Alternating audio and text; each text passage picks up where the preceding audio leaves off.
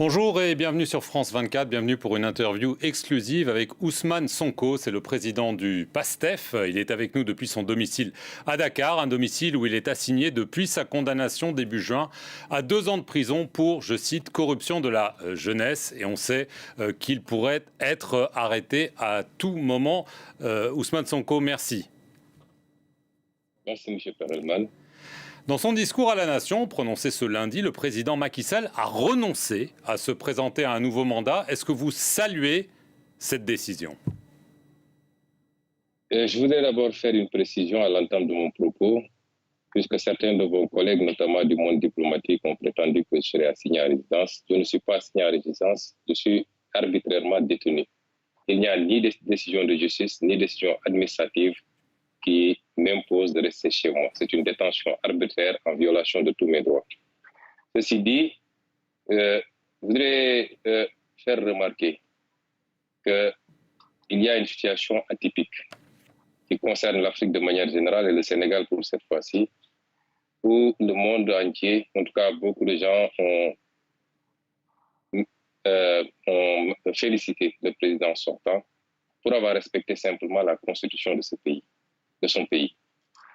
C'est triste pour l'Afrique, et certains ont même parlé de l'exception sénégalaise, là où la Mauritanie, le Cap-Vert, le Ghana, le Niger, le Nigeria récemment, et beaucoup d'autres pays africains ont tendance à donner l'exemple avec des alternances démocratiques où les présidents sortants ne se représentent pas et respectent leur constitution. Il n'y a aucune exception sénégalaise en réalité. Et je crois que désormais, lorsque le président Macron aura terminé ses 2 mandats et s'en ira, il faudrait que l'ONU, tous les pays lui adressent des félicitations pour ne pas avoir brigué un 3e mandat. Ceci dit, je comprendrais cette attitude s'il s'agit simplement d'un encouragement pour lui demander de mieux faire et de continuer sur cette lancée pour apaiser définitivement ce pays. Autrement, on serait dans une infantilisation de l'Afrique qui serait encore ce mineur non émancipé où tout ce qui est ordinaire et normal dans les autres pays et les autres démocraties serait exceptionnel pour l'Afrique.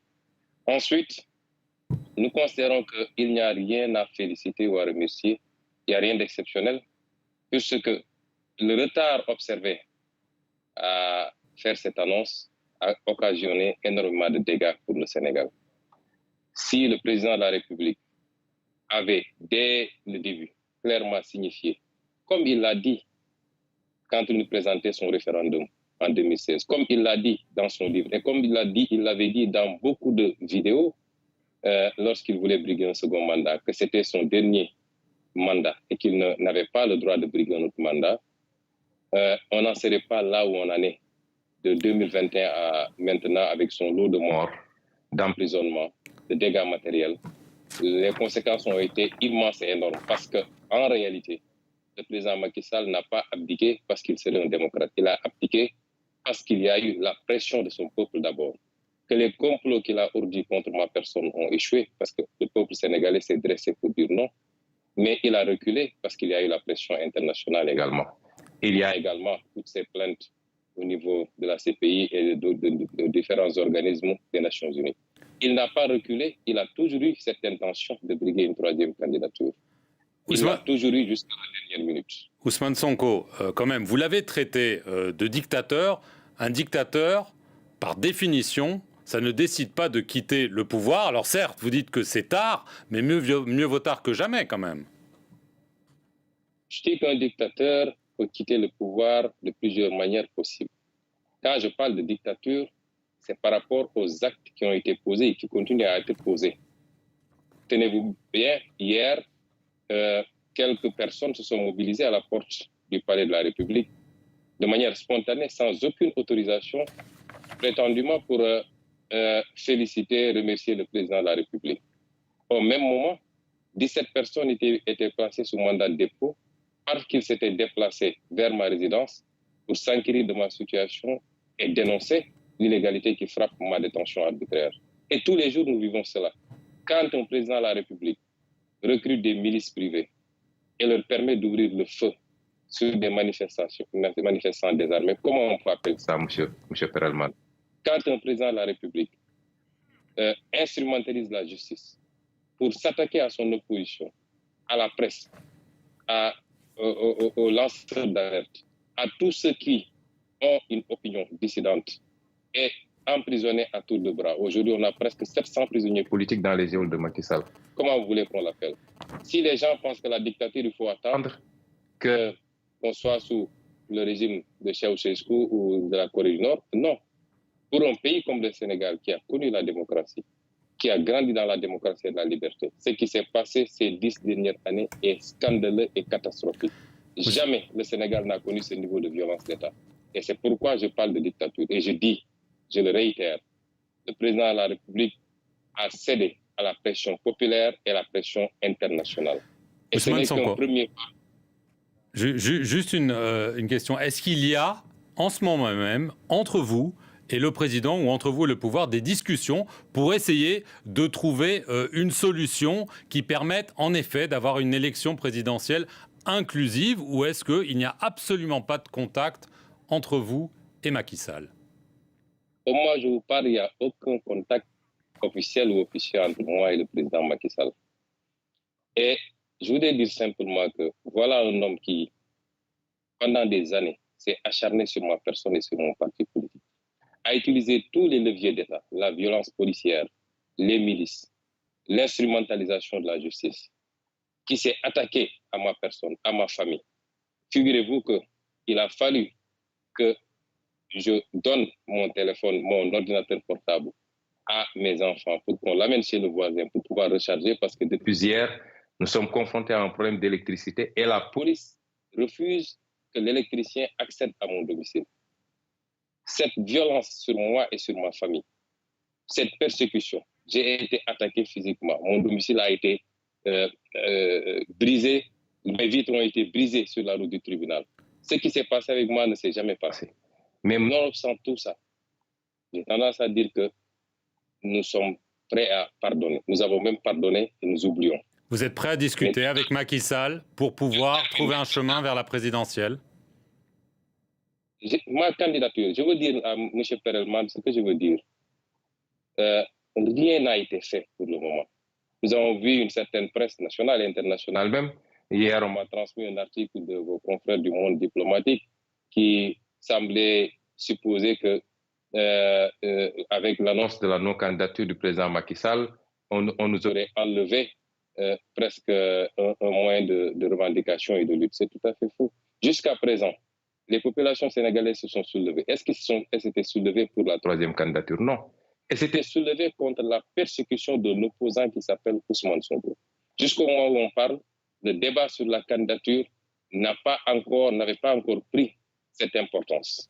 Et je voudrais dire également que si vous voyez qu'après l'annonce de cette non-candidature, qu'est-ce que vous avez constaté au Sénégal? Est-ce que vous avez vu des scènes de liesse, de contestation? Non. Ça laisse presque indifférent les Sénégalais. On peut rester là-bas et faire ces analyses. Ce que les Sénégalais exigent aujourd'hui, c'est des élections libres, transparentes, inclusives, et que les Sénégalais puissent librement choisir leur président. Ce n'est pas à Macky Sall de choisir le prochain président. Je ne suis même pas sûr qu'il puisse choisir un candidat consensuel dans son propre camp.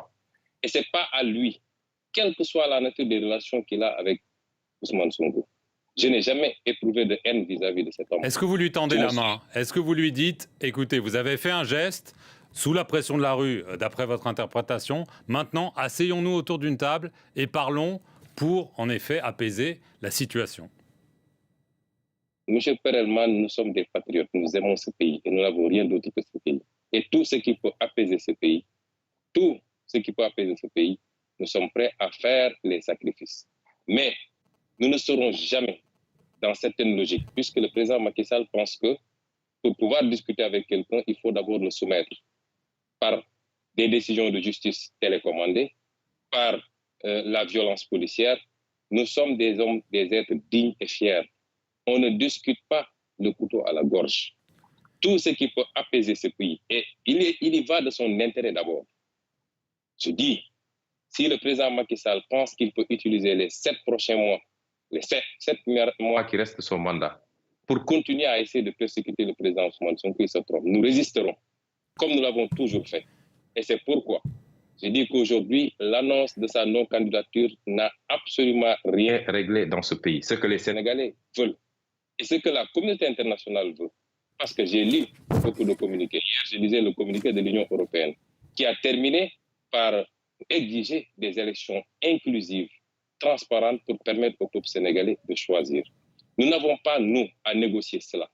Le président Macky Sall a dit à certains qu'il empêchera, vaille que vaille, ma candidature. Parce que c'est lui la République, c'est lui la justice, c'est lui le Conseil constitutionnel. C'est à lui de dire qui va être candidat et qui ne va pas l'être. Et je peux vous assurer qu'il n'y aura pas d'élection dans ce pays. Ou alors ce sera dans un chaos indescriptible si par des combines judiciaires, le président Macky Sall voulait empêcher ma candidature. Rapidement, Ousmane. Nous lui souhaitons de terminer ce mandat en beauté et de pouvoir partir dans la sérénité, lui et sa famille. C'est tout le mal que nous lui souhaitons. Il faut qu'il comprenne que ça ne peut pas continuer comme ça et qu'il n'a pas hérité ce Sénégal de ses parents. Il ne l'a pas acheté au marché. Le Sénégal appartient à 17 millions de Sénégalais et la majorité de ces Sénégalais veulent de la candidature du président Ousmane Sonko. Et ma conviction, c'est que si on va aux élections, le jour de l'élection, 1 heure de temps après la clôture, la fermeture des bureaux de vote, je serai déclaré vainqueur au premier tour.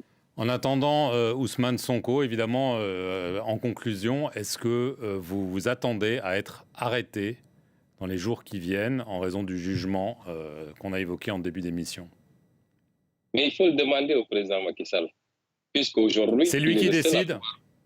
C'est lui qui décide parce que c'est le parquet qui peut décider de mon arrestation. Le parquet dépend du ministre de la Justice qui dépend du président de la République. Et je suis très pressé qu'ils aient le courage d'aller jusqu'au bout de leur logique. Parce que j'ai entendu d'ailleurs dans certaines conclusions hâtives, les gens décréter mon inéligibilité. Je suis encore totalement éligible. Ousmane Sonko, merci beaucoup d'avoir répondu en exclusivité aux questions de France 24 depuis votre domicile à Dakar. Merci à vous d'avoir suivi cet entretien sur nos antennes.